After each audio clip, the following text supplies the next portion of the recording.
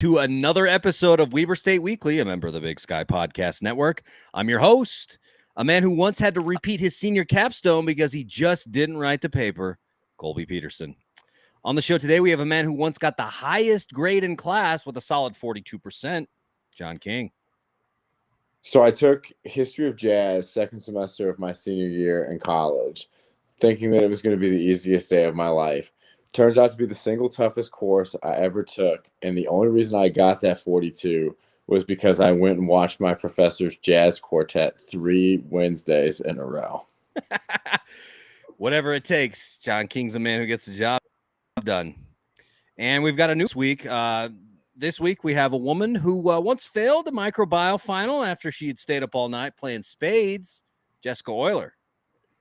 But we did win spades, and I ended up passing the class after all. So all in all, it worked out, and probably learned something along the way there.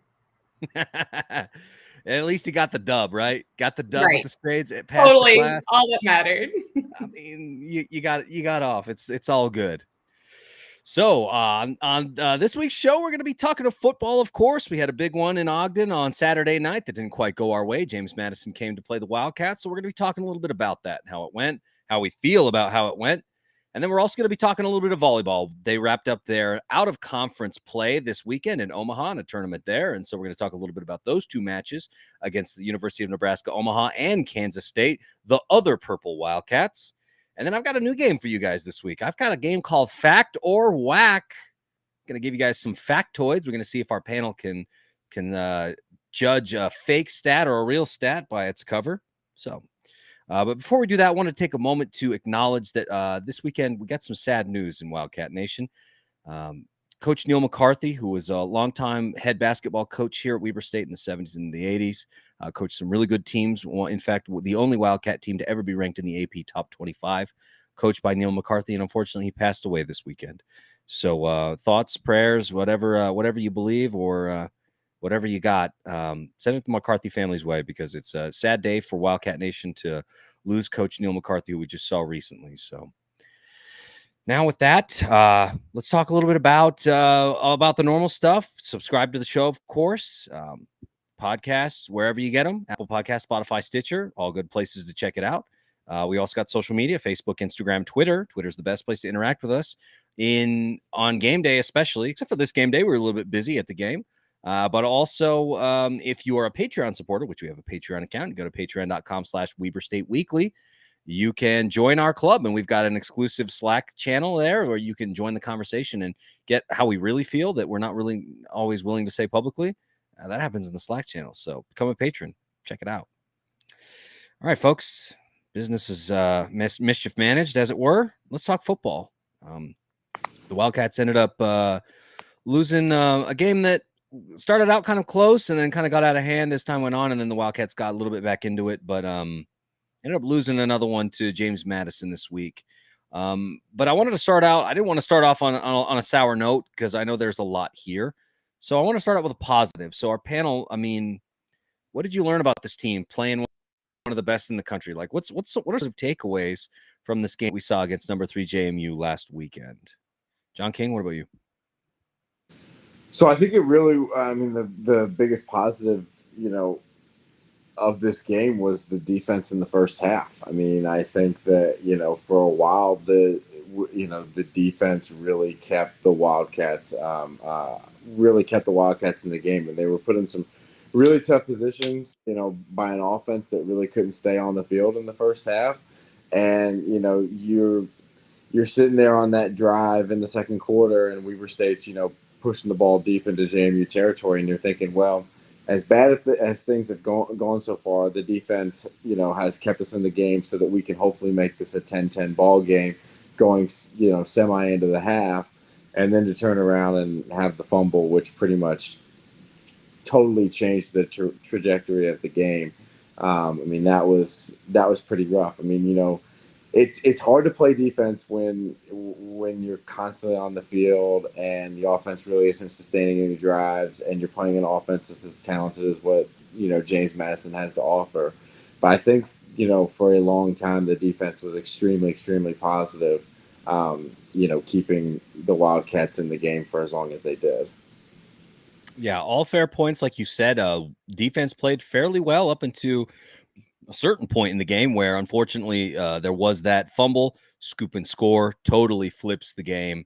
And then instead of it being a 10-10 ball game, it's now 17-3. So that was painful. Jessica, what about you, though? Positives from this one that we saw? I know you were there in Stewart Stadium as well.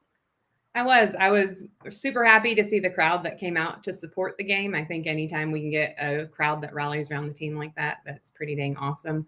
We came out strong. I think, when you kick it to the best wide receiver on the team, that's one way for us to get started is to run back. I think it was 50 yards or something. We came back in that first play. And I think that just gave us a lot of good momentum. The team really seemed to mesh. I think we just kind of lost, we got sidetracked and got anxious once that turnover happened. And it was good to see us come back together at the end. We came back after half, not as strong as I think we could have been after a halftime conversation. But as we got near the end of the fourth quarter, the team really started to mesh when we pulled in a new quarterback to try out some things. So I think that was good. I think we're there. It was a good showing against the top 10 team. And I think, while we certainly all wanted us to come back and have revenge and win that game, I think we did good. Yeah, I mean, I think you're right that especially kind of coming out of the half, it wasn't obviously what we wanted to see. The James Madison essentially hurry up to their way to a touchdown right out of the gate coming out of the half. But then with a change in quarterback, we're able to get some short passes across the middle, and then also started getting to the edge, throwing to the outs and getting some success there, including a Rashid Shaheed touchdown. So I think that they're, starting to figure some things out there, which was good to see. We'd like to see better quarterback play from the Wildcats. And I thought we started to see that with Kylan Weiser, which was nice to see him get an opportunity with Bronson Barron out and Randall Johnson struggling in the first half. But yes, definitely some positive notes from, kind of a sour symphony of mistakes, by the Wildcats that ended up costing them the W. But now, unfortunately, folks, I got to flip the script here, and I got to talk about negatives. And so, John King, I want to go to you, man. There's a lot to dislike from Saturday night, or the single biggest concern that you have the way that the Wildcats play. Well, I think it really this kind of really starts with the quarterback position. I think going into the game. I mean, obviously, probably knowing in the back of our heads that Bronson Barron wasn't going to play. I think a lot of us, especially in the Slack channel, were holding out hope that maybe that he would be healthy enough to play. But it just, whatever was the game plan in the first half, just did not work. I mean, I was looking at the drive chart just a second ago, and so many drives in the first half, just 3 and out, single digit yards, like just really, really, struggled to move the football, and sometimes just look kind of lost out there. It's just it was really tough to watch, and when that's kind of what you're getting. That's kind of what you're getting out of the quarterback position. It makes it really hard to run the football. And I think we've all talked about, during the course of the year, like the strength of this Weber State offense are the running backs. Whether that's Josh Davis, whether that's Dante McMillan, whoever it is. This is a team that is a run first offense, and when you don't have that passing game to kind of lessen the people who are in the box and kind of open things up, that really, really, that really hurts, because I was sitting there watching the game, counting the people in the box, and like sometimes we're facing 8, sometimes we're facing 9-man boxes, and that's where you really want to be able to take advantage, down the field and be able to throw the ball over the top of the defense. However, that just didn't work out, because just really struggled passing the ball in the first half. Just really, really struggled there. Yeah, Jessica, I mean, what about you? I mean, obviously quarterback play, an issue in the first half, a lot of drives that didn't really go anywhere. But credit to, offensive coordinator Matt Hammer, because I think that starting out, I mean, as soon as the Wildcats had the ball and started, taking plays from scrimmage, they were running the ball. And I was surprised by that because of the way that defensive coordinator for JMU, Corey Heatherman, had handled the Wildcats in the last 2 meetings, once with Maine and then once again with James Madison. Surprised to see them really try and get that run game going early. But what are some negatives from you from this performance on Saturday? Well, I think what we really saw, just going back to the quarterback conversation a little bit, we didn't have a center and a quarterback that meshed. When you watched the handoff in quite a few of those plays, you just have a fumbled ball. And if you're starting off where you don't have that good grip to start off with, then it can impact the rest of the play. And so I think part of that's just getting our center and our quarterback to know each other a little bit more, so we won't have those little bobbles here and there. We recovered most of them, but it was stressful to watch that handoff quite a few different times. I think that we got in our heads, right? I think we had a really good showing that first half. What I was telling my friends is I went down to get a corn dog and everything changed. I turned around, we fumbled the ball, and the whole momentum of the game changed. And I think at that point, it was just hard for our team to get back into the game. And I think part of that is, being critical within their own heads, but it's wrapping up on the defense, right? You can see our players grabbing legs and they get that contact. It just wasn't the wrap to bring down the other team. And anytime we miss that, there's just a heck of a lot of yardage that we lost. And so I think the more that we can focus on really making that contact following through to keep, the folks from getting down the field, the better we'll be able to do.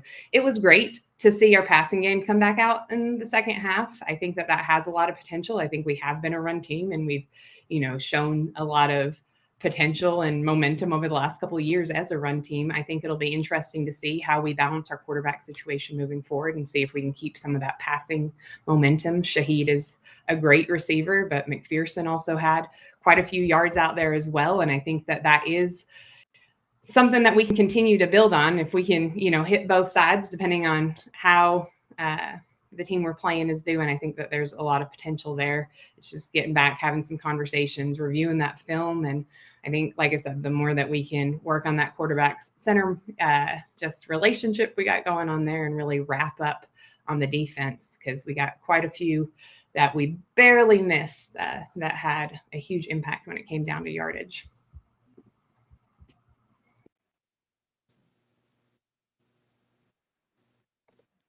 Because good points on your part, Jessica, that of course, the contact between the center and the quarterback, there definitely some time snaps are a little bit low, ball it's a little bit low, we got to fumble, and then you got to recover on a thing, so it's not a clean beginning to the play. But then beyond that, of course, there were some tackling issues. I mean, I was surprised at how many run yards the Wildcats ended up giving up. That's not normally the Wildcats' MO. That's not a thing that they're used to doing. They're a team that wants to wrap up and stop those. The backers, for some reason, were running backs for JMU were able to get through at times, and that was and fundamentals, all that. So solid insights. I wanted to talk now a little bit about that run game. Wildcats rushed for 92 yards in this one against a tough defense, but they gave up 182. You mentioned wrapping up, Jessica. I mean, were there any other factors you think that played into the Wildcats giving up so many rush yards? Gosh, I think the biggest thing was when we gave them up, we gave them up. It took just a few plays to lose a large amount of yardage, just because when we missed, we didn't have a backup there in place, and JMU ran down the field. And so I think that from my perspective, it was when we lost big. And so we've got to, and you could see in the second half when we, really started to gain that momentum back, we'd have, some of our players who could really gain some momentum and stop. We stopped a touchdown a time or two whenever they got away from us. But it's, if we miss that first grab, having somebody there to be able to make up and help and assist, because when we lost big. Yeah, I think that's fair. There were definitely some, at times 30 and 40-yard stabs that really added to that total, that 182. John King, what about you? I mean, what do you think was the biggest factor leading to so many yards given up on the ground? I think the number one factor was tired legs. I mean, I was thinking about this yesterday as I was watching the Titans and the Seahawks games, and you watch someone like Derrick Henry, and like you watch someone like him throughout the course of the game, and he is so much more devastating at the end of the game because you just don't want to throw your body in front of someone who is 6'3", 235 pounds over and over and over again. Like it's exhausting. And while James Madison didn't have a back like Derrick Henry, obviously, but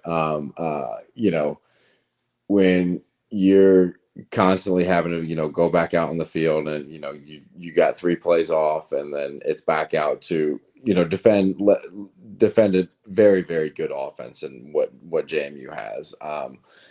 It's tough. I mean, like, to be disciplined on every play, when I think you're a little bit tired and you've got to maintain gap integrity, and like if one person misses their run fit, well, that's a crease that that's a crease that JMU can run through. It's really tough. I mean, but I would have to say I think the biggest thing would be basically being on the field for the majority of the first half. Like that really, really, really hurts when you're trying to defend the run. Mm. Yeah, I mean, good points there, because like you said, as time went on, the Wildcats gave up a lot more of those run yards in the second half than they did in the first. And I think you're right. Fatigue definitely a factor in that, which is interesting because going into this game, the question was, how would James Madison handle the elevation? This being the furthest they had been from home ever, and sitting at 4,700 feet at Stewart Stadium. And they seemed to handle it pretty well, especially in the second half, getting to the defense and getting through the defense to get deep yardage on the ground. But the surprising thing to me, folks, was that the Wildcats actually threw for more yards than JMU, which stunning to me, because coming in, the story was all about Cole Johnson. What's he going to be able to do against this Wildcat secondary? Are they going to be able to contain him? Because he is absolutely an explosive and one of the top quarterbacks in the FCS. Kept him to 177 yards and 2 touchdowns, which is not nothing, but still, for a guy that averages probably around 300 yards, keeping him to 177 was pretty surprising. I mean, were you surprised at the way the Wildcats were able to right the ship once they finally got some momentum going with the passing game, Jessica?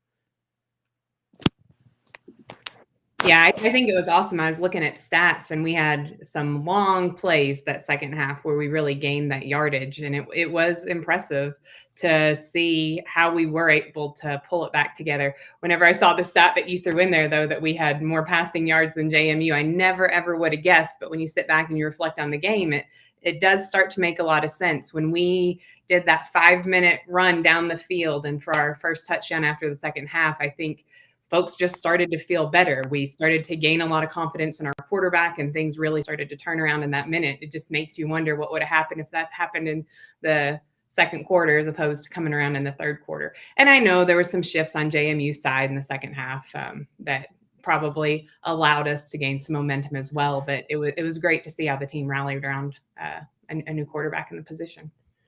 Yeah, I mean, definitely the case. A lot of JMU fans noted that on social media afterward, that, well, yes, the game wasn't as close as it was because JMU let off their foot off the gas in the second half because the Wildcats were beat, blah, blah, blah.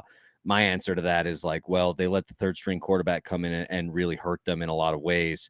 That's still on you, and the game is still being played. And so while the game wasn't necessarily as close as you say it was, it still ended up being that close. And so, well, and it's a great experience for our team in non-conference play, right? When it comes down to it, where it really matters is starting this Saturday. And for all intents and purposes, you never know, we might meet JMU again. And so I think that gave our team, no matter who they had out there on the field, it gave us a chance to really mesh against some of their players, just in case we end up meeting them again in the postseason. Yeah, which, I mean, should the Wildcats play well, that could be the case, depending on how things shake out. But a tough opponent next week. But John King, your thoughts on the passing game, especially the surprise of throwing for more yards than Cole Johnson? Well, so I think we've all become accustomed to over the years. The strength is of this Weber State defense, at least for like the last 5 years, has been defending the pass. So we normally are able to do that through a series of creative blitz packages, which I don't think that Cole Johnson really sees a lot of, unless he unless they, we meet JMU in the playoffs again. And that's something that, Coach Jay Hill has always been able to do, since he took over. I always say, like, he might be the most creative defensive coordinator in the country, because the way he disguises pressure. Like, I remember it was in the second quarter, and how he overloaded one side, and then a defensive end like dropped back into coverage, and then the corner came instead of the defensive end off the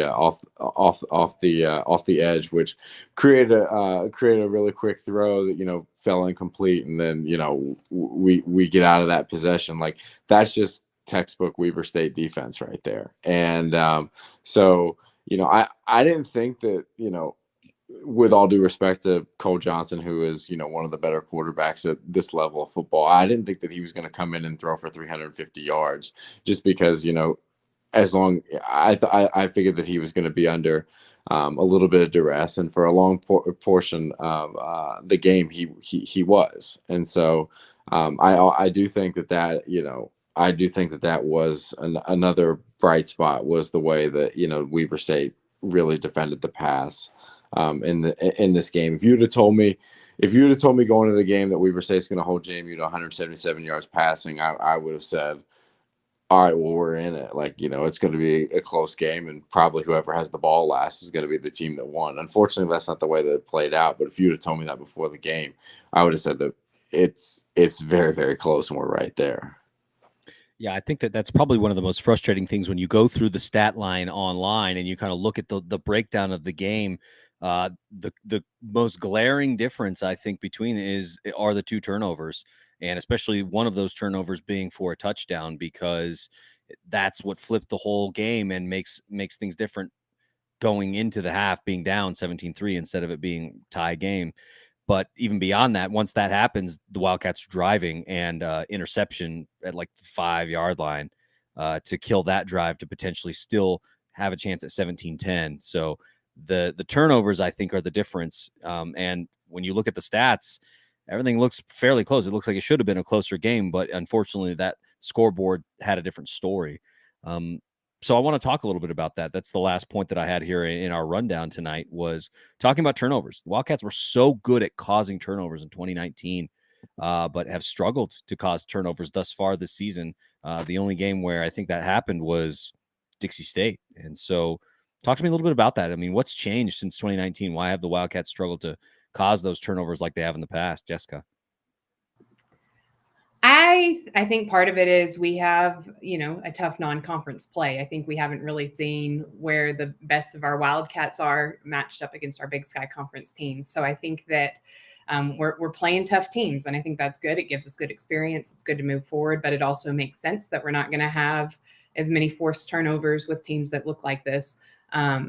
I think that I think Dixie State is somebody who's a little bit more at our level, right? Where JMU and U of U are consistently ranked in different levels. And so I think that it makes sense that we would have our turnover there versus these other teams. I think in these coming weeks, we're really going to start to see our defense shine, and we'll see if this is something of a pattern or if it is something that truly is. We had tougher non-conference play and we didn't force those turnovers. Yeah. John King, final thoughts here on this one as we wrap up. Thoughts on turnovers?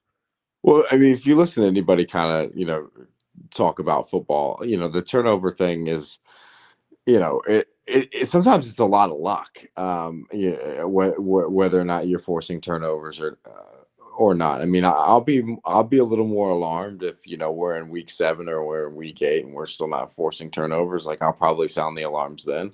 But for right now, like, it's just, I think it's a little bit of, unluckiness. I mean, like, one of the Weber State turnovers was because a guard, who's pulling steps on the foot of a quarterback, and he falls down. And maybe that's our strategy, is to step on more feet moving forward. And that's a fluke play. I mean, if you watched football all day Saturday and all day Sunday, that was probably the only time you saw that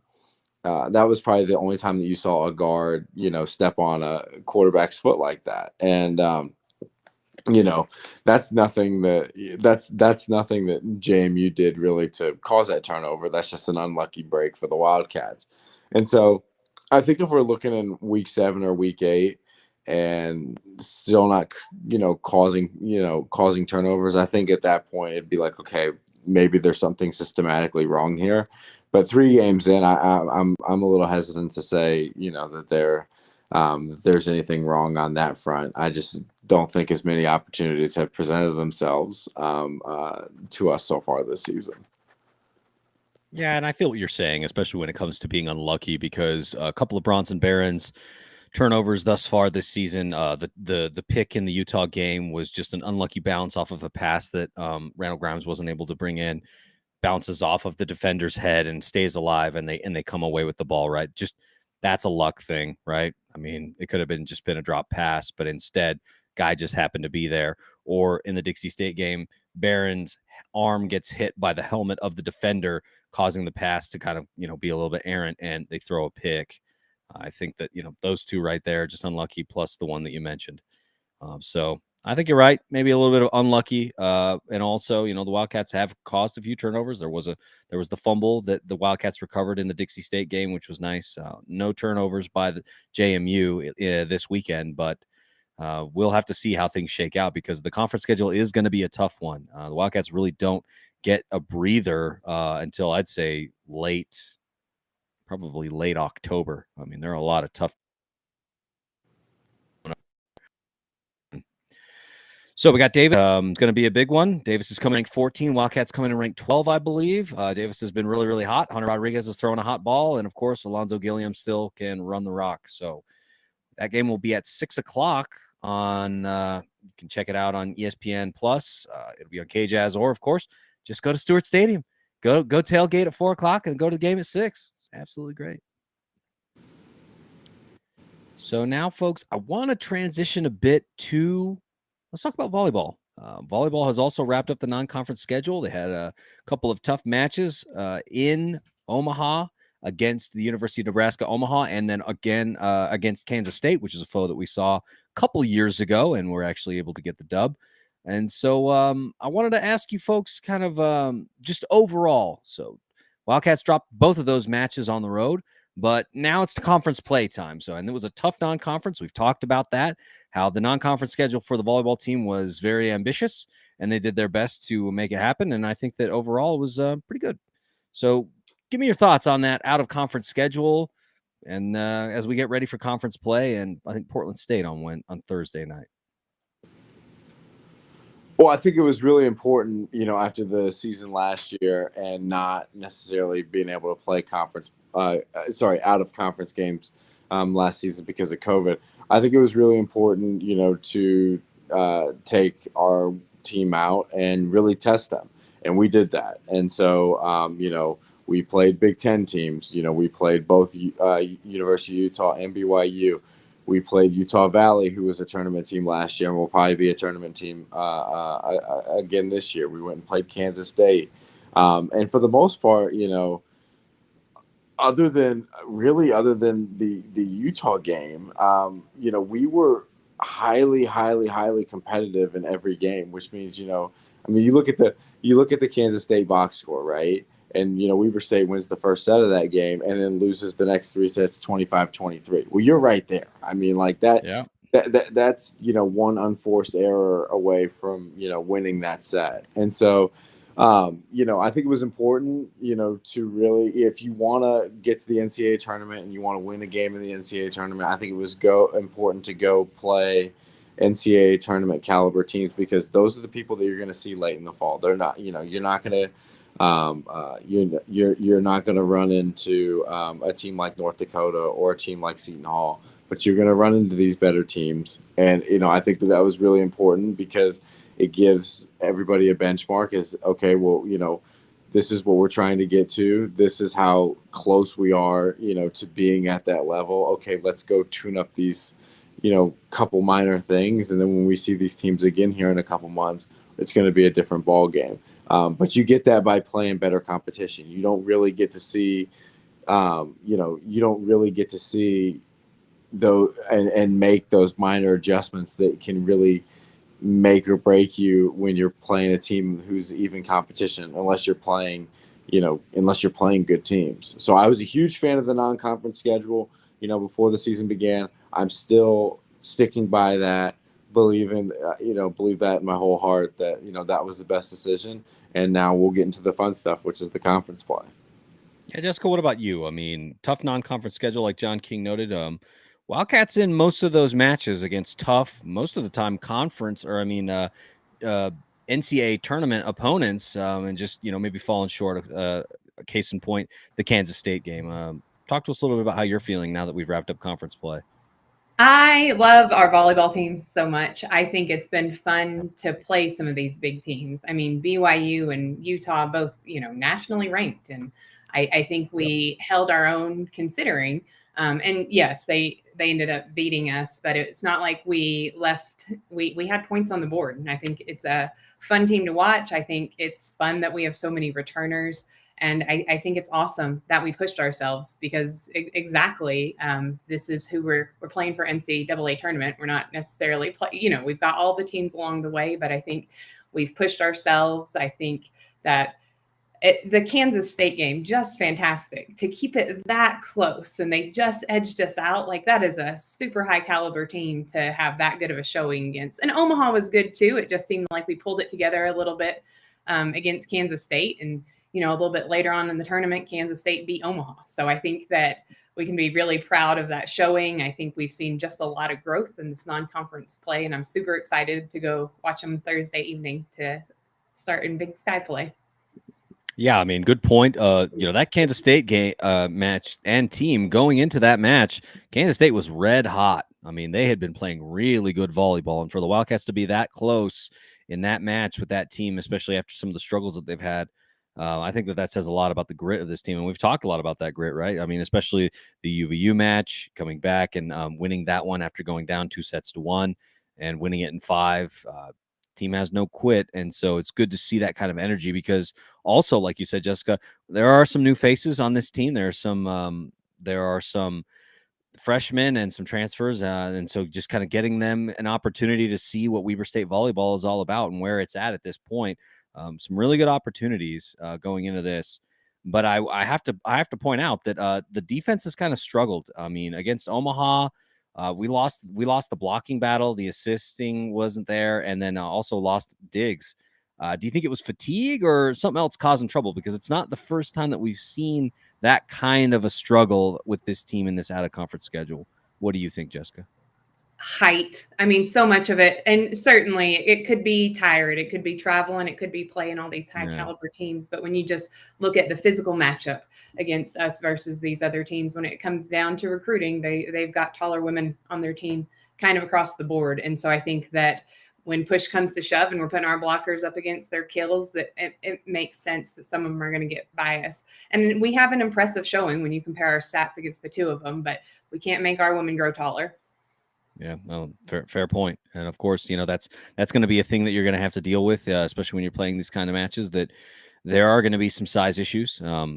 Same thing in basically any other sport. We see it in hoops. We see it in football. It's just what happens. John King, what about you?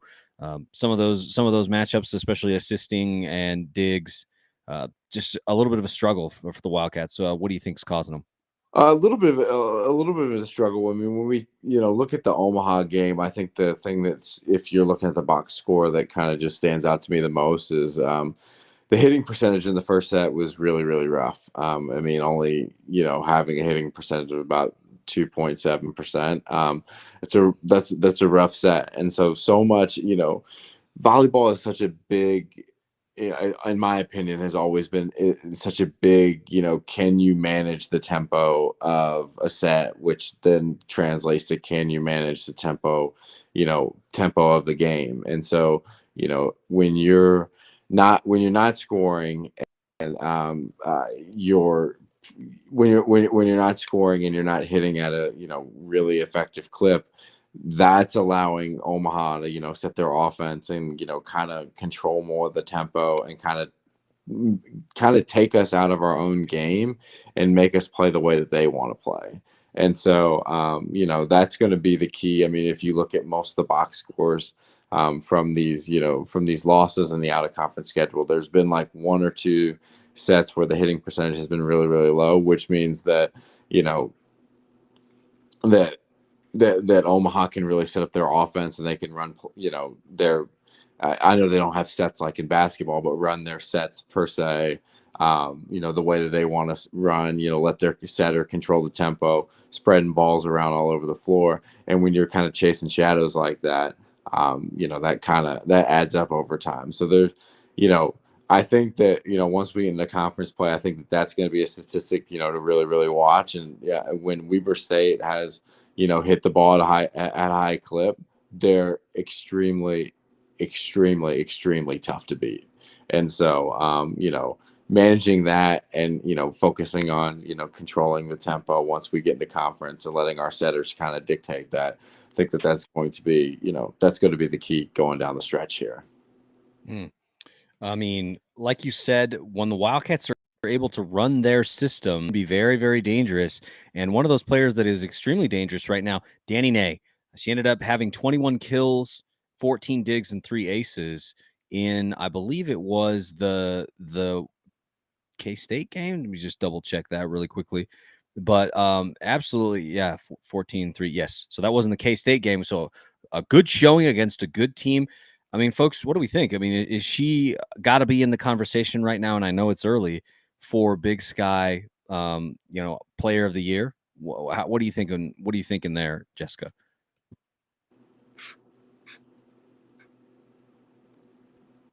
Oh gosh, yes. I love to watch Danny play. She is just does an incredible job.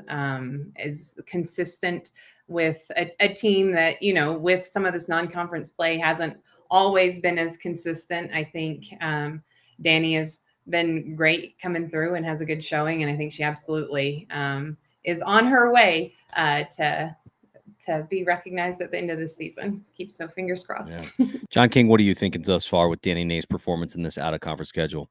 She's been fantastic. I mean, we know what Rylan Adams brings to the table. I mean, conference player of the year last year, and to essentially match her, stat for stat in the out of conference schedule. I mean, that is a huge advantage, because when those two are firing on all cylinders, and then you throw someone like Sam Sheese there in the middle, who can definitely be very effective on the offensive end. We've talked a lot about this attacking triumvirate between those three, and that's going to carry over into Big Sky play. I think people are going to look, here in a couple weeks after a bunch of 3 sets to none wins, and you're going to say, wow, look at the growth of Danny Ney. Look at how much, we know going into the season, we knew what Rylan Adams was going to bring to the table. But, if she's right there, producing statistic for statistic with her, I mean, that's going to be a scary thought for a lot of defenses around the Big Sky Conference. And how awesome is it that you're competing with your own team for, what's likely to be Big Sky Player of the Year? Because really, I think when it comes down to it, between Rylan Adams and Danny Ney, they are just tossing it back and forth between each other a little bit. And one thing you can almost be sure of is that we will end up with that title at the end of the year. It's just going to be fun to watch throughout the next few weeks to see how this all plays out. No, good points, because like you said, Rylan Adams still playing at a very high level, an All-American last season, and like you noted, John, Conference Player of the Year. And so a lot of good things going on in the outside hitter position. Plus, like you noted, the senior leadership of Sam Sheese in the middle, and we haven't mentioned her yet, but the school's all-time leader in assists in Ashland Power. So a lot to like. And as we get ready for conference play, a veteran group of folks to lead, because like we noted, there are some new faces here. We got a couple of freshmen, and so trying to show those folks the way that we play volleyball at Weber State University. So looking forward to that. Any thoughts before we wrap up this one on volleyball and we go to Fact or Whack? No? Very interested to see how this new game that we're playing tonight is going to work. Well, it's gonna be fun, man. I'm telling you. I was thinking about it. I was like, all right, I gotta get something here. Man, I want to do something here. And so I thought a little bit about it, and I was like, I don't want to do Waldo's Magic 8-Ball. We did it last week. We've done lids a few times. We've done hot heat, or hammer time, which is our hot takes. We've done cold takes. What can we do? And I was like, I'm going to see if I can trip these folks up. So we are going to play a game right now, Wildcat fans, called Fact or Whack. What I'm going to do is I've come up with a statistic, and that could be a real statistic or a fake statistic. And our panel here is going to decide whether that is fact or it's whack. And so the winner of this one, I think I kind of wanted to do it around the horn style a little bit. Whoever can pick, and get the most points. I gave you 30 seconds of FaceTime at the end, rant about whatever you'd like. So we'll do it that way. And let's go to the first one. So first statistic that I have compiled for you is the Wildcats have a top 10 passer in the conference in football. Is that fact or is that whack? How about you? Tell me what you think, Jessica. It'd have to be Bronson Barron in those first 2 games to get it. Top 10. I'm going to go fact. Going to go fact. Okay. John King, fact or whack? So based on, my recollection of the Dixie State game, I remember that being a pretty run-heavy game led, by Dante McMillan having a huge tonight. So I'm actually going to say that it is whack based on the split quarterback time and also, the heavy involvement of the run game in the Dixie State game. Okay. John King out here with a little bit of memory analysis. So on this one, folks, the answer is it's whack. Yeah, Kevin Lucas, he's got it. He's right. It's whack, guys. Unfortunately, Bronson Barron falls just outside of the top 10. I think he's like 10 or I think he's like 11 or 12 for passing. And like you said, there have been some injury issues. Bronson Barron ended up coming out at, not long after halftime in the Dixie State game and then did not play in this game this weekend. So he's sitting on just about 300 yards of passing so far. So that one's whack. So it's a 1-0 right now on this one, but I'll give you a chance to catch up, Jessica. Don't you worry. So let's move on to the next one. Rashid Shaheed leads the conference by more than 100 yards for kick returns. What do you think? Is that fact or is that whack? More than 100. We did get 55 this week. I'm going to go fact again. I'm going out on an edge. I feel like I should have been faster with Google just now. Oh man, I'm glad that you're not. No using the Google machine. John King, what do you think? Rashid Shaheed leads the next closest. He leads the conference by more than 100 yards over the next person in kick return yards. What do you think? I'm going to guess fact. I mean, that just seems right. It just seems right. So I'm going to go with fact. Feels good. And guess what, folks? Is it fact or is it whack? It is a fact. In fact, Rashid Shaheed, I think he's at like 360 something yards total thus far this season in returns. And the next closest person is like somewhere in the 200s. So Rashid Shaheed, well over 100 yards, leading the conference in kick returns. Part of that, a big chunk of that, of course, that 100-yard return at Utah in week 1. I think that's the difference right there, folks. So currently 2-1 now, our game. John King with two accurate predictions, and Jessica now with 1. We've also got Kevin in the chat. He says fact, and he's right, man. It was fact. So I'm gonna switch gears a little bit. We've had a couple of football questions. I want to go volleyball now. And so the question for you to determine if it's fact or whack, Sam Sheese, our senior middle blocker, been doing a great job up front this season. She's had a higher hit percentage than Danny Nate or Rylan Adams right now. Is that fact or is that whack? Jessica Euler, I'm going to let you go first. Whack. That's whack. Yeah. Okay. Short and sweet. There's no way Sam Sheese has got a higher hit percentage than Danny Nate or Rylan Adams. John King, what do you think? Fact or whack? I agree that I think that I think that's also whack. I'd be very, very surprised with how well Danny and Rylan have played so far this year. I would be surprised if that was the case. All right. So we've got 2 whack takes on this one. Let me just check mine here and make sure I mean, obviously I put these together and I know the answer, but yeah, just double checking the answer. And the answer is that one's a fact, folks. Currently, Sam Sheese has a higher hit percentage than Rylan Adams and Danny Ney. Big reason for that is, man, that North Dakota game, she absolutely dominated in that game. I think she had like an 882 hit percentage in that game. So big reason why she's able to have that high percentage over her teammates who have been absolutely crushing the ball as well. So, all right, we're going to remain 2-1. It's 2-1. And I got one more question for you. Let's check this one out. Here is the chance to tie the game for Jessica or for John to take a commanding lead. The question is, Rylan Adams and Danny Ney both lead the conference 1 and 2. So they're number 1 and number 2 for kills.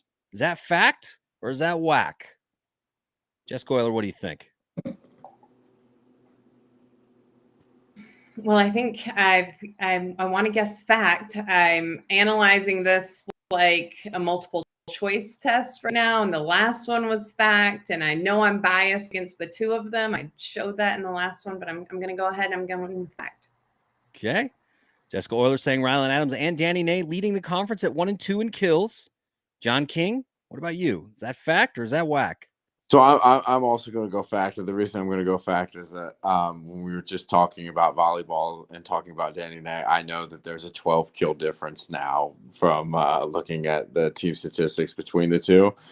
So I'm going to assume that since the distance between them is so close, that that they are 1-2 for the conference.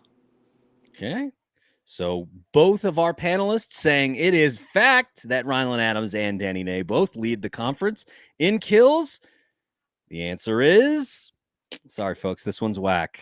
Unfortunately. So, and here's the wrinkle, okay? They are both top 3, but there is a third player, and she is out of Portland State. She's in the mix with at number 2, I believe. And so, not quite 1 and 2. We got a good Portland State team over there, crushing the ball really well, and so in the mix as well. So that one is whack. So we stumped our panel on that one. I think we got to do one more. I got one more I prepared for you folks, and we got to at least do one more. So here we go. All right, for the final one. Soccer, because we haven't talked a lot about soccer thus far in this show. They've been playing a tough schedule. They're also finishing some out of conference this week or last week. This one is going to be soccer currently leads the conference in saves. Got a good goalie back there, and I want to know what your thoughts are. Is that fact or is that whack? Wildcat soccer leading the conference in saves. Jessica Euler, what do you think? I feel like this one is a total guess on my part, although I did watch part of their game against Oklahoma State this weekend. I'm going to go with fact again. What the heck? I'm going to go on the positive side of things. Okay. John King, what do you think? Is that fact or is that whack? Wildcats leading the conference in saves.